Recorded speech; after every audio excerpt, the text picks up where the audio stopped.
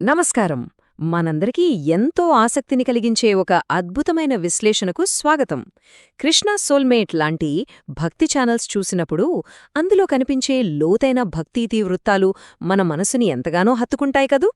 సరిగ్గా ఆ స్ఫూర్తితోనే బృందావనంలో శ్రీకృష్ణుని తత్వశాస్త్రం వెనుకున్న ఆ అద్భుతమైన పరమార్థాన్ని ఈరోజు మనం డీకోడ్ చేద్దాం.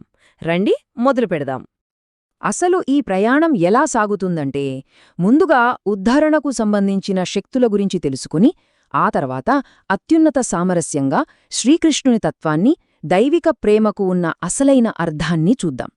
ఆ పైన భక్తి కవిత్వంలో బృందావన సౌందర్యాన్ని ఆస్వాదించి, చివరగా అత్యున్నత ఆధ్యాత్మిక శరణాగతి అనే ఒక గొప్ప భావనతో ఈ విశ్లేషణను ముగిద్దాం. సరే, ముందుగా మొదటి విభాగానికి వెళ్దాం. అదే ఉద్ధరణకు సంబంధించిన 3 శక్తులు. ఇది మానవ జీవితాన్ని ఉన్నత స్థాయికి తీసుకువెళ్లే ఒక గొప్ప తాత్విక చట్రం. అసలు మానవ జీవితాన్ని ఉన్నతంగా తీర్చిదిద్దే పునాది శక్తులేంటో తెలుసా? అవే జ్ఞానోదయం, వీరత్వం మరియు సామరస్యం. అంటే జ్ఞానోదయం మనకు వివేకాన్నిస్తే, వీరత్వం త్యాగాన్ని నేర్పుతుంది. అయితే ఇక్కడ అసలైన విషయమేంటంటే, ఈ రెండింటితో పాటు సామరస్యమనేది ఖచ్చితంగా ఉండాలి. ఎందుకంటే ఆనందాన్ని, అందాన్ని, శాంతిని కలిపి ఒక పరిపూర్ణమైన సమన్వయాన్ని తీసుకువచ్చేది ఆ సామరస్యమే. అవును, సామరస్యం లేదా సమన్వయం లేకుండా పరిపూర్ణత అనేది అసాధ్యం. ఒక వ్యక్తి తనలోని ఇతర నైపుణ్యాలను ఎంత గరిష్ఠ స్థాయికి తీసుకువెళ్లినప్పటికీ సరైన సమన్వయం లేకపోతే అది అసంపూర్ణమే. సృష్టిలోని ఆనందం, సౌందర్యం లాంటి సృజనాత్మక శక్తులు తోడైతేనే కదా మనకు నిజమైన సమతుల్యత సిద్ధిస్తుంది. ఇక మన తర్వాతి విభాగం విషయానికొస్తే అత్యున్నత సామరస్యంగా శ్రీకృష్ణుడు. ఇక్కడ మనం దైవిక ప్రేమలోని మాధుర్యాన్ని, ఆ అమృతాన్ని చూడబోతున్నాం. ఇక్కడ శ్రీ అరవిందులు చెప్పిన ఒక అద్భుతమైన చారిత్రక సత్యాన్ని మనం గమనించాలి. ప్రపంచ చరిత్రను మలుపు తిప్పిన 4 గొప్ప ఘట్టాల గురించి ఆయన చెబుతూ, ట్రాయ్ ముట్టడి, ఏసుక్రీస్తు జీవితం, కురుక్షేత్రంలో గీతోపదేశంతో పాటుగా బృందావనంలో శ్రీకృష్ణుడి ప్రవాసాన్ని కూడా చేర్చారు. ఆలోచించండి, కేవలం ధ్యానానికే పరిమితమైన ఆ కాలంలో అసలైన ఉద్వేగభరితమైన భక్తిని సృష్టించింది ఈ బృందావన ఘట్టమే కదా. ఈ క్రమంలోనే గోపికలకు మరియు శ్రీకృష్ణుడికి మధ్య ఉన్న ఆ దివ్యమైన సంబంధం సంపూర్ణ సామరస్యానికి ఒక సజీవ ప్రతీకగా నిలుస్తుంది. తమ భగవంతుడిని వెతుక్కునే ప్రతి ఆత్మకు గోపికల కథ ఒక శక్తివంతమైన మార్గదర్శి. సాధారణ మానవ జీవితం ఎప్పటికీ చేరుకోలేని, కేవలం అనుకరించడానికి మాత్రమే ప్రయత్నించగల ఒక పరిపూర్ణమైన సామరస్యతను ఇది మనకు చూపిస్తుంది. సరే, ఇప్పుడు 3వ విభాగంలోకి అడుగుపెడదాం. అదే దైవిక ప్రేమకు పరమార్థం, సంపూర్ణ ఏకత్వం కోసం తపించే ఒక అద్భుతమైన ప్రయాణమిది. అసలు లౌకిక ప్రేమకు, దైవిక ప్రేమకు మధ్య ఉన్న తేడా ఏమిటో ఇక్కడ మనం స్పష్టంగా గమనించవచ్చు.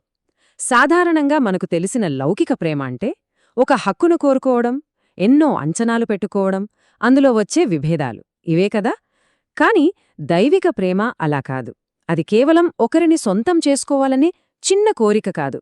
అది 2 ఆత్మలు పూర్తిగా ఏకమైపోవాలనే ఒక గొప్ప తపన. అందులో శాశ్వతత్వముంటుంది, స్వచ్ఛమైన ఆనందం మాత్రమే ఉంటుంది. మనలో ఉండే సాధారణ భావోద్వేగాలు దైవికంగా ఎలా మారుతాయో ఇక్కడ అర్థమవుతుంది.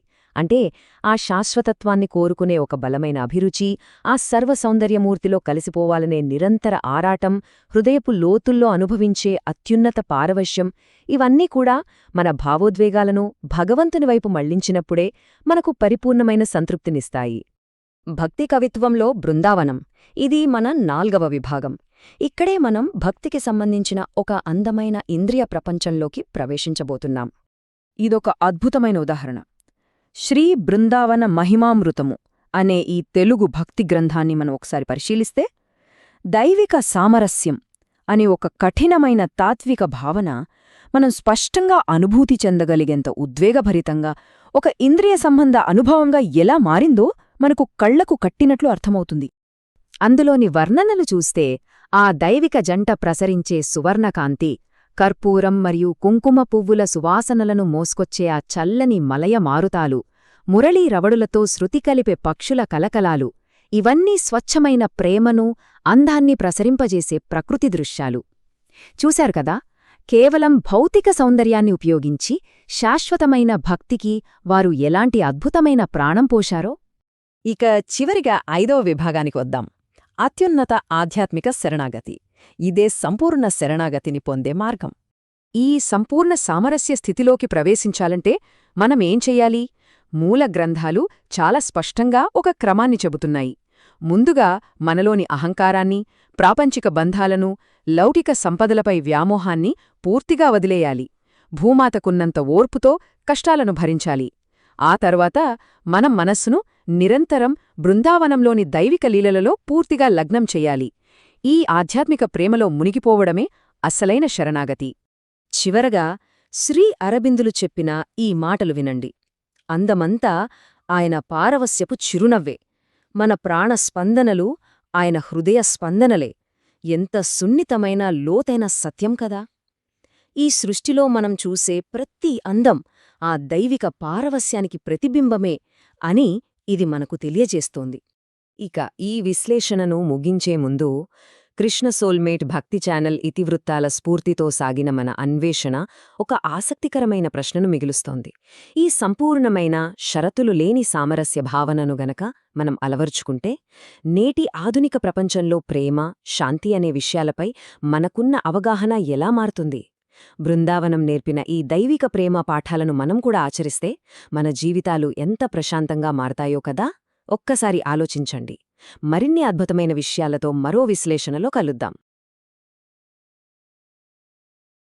ఈ విశేషాలను మరికొందరు భక్తులకు చేరవేసేలా ఈ వీడియోను షేర్ చేయండి. ఇలాంటి లోతైన ఆధ్యాత్మిక విషయాల కోసం మా ఛానల్ను సబ్స్క్రైబ్ చేసుకోండి.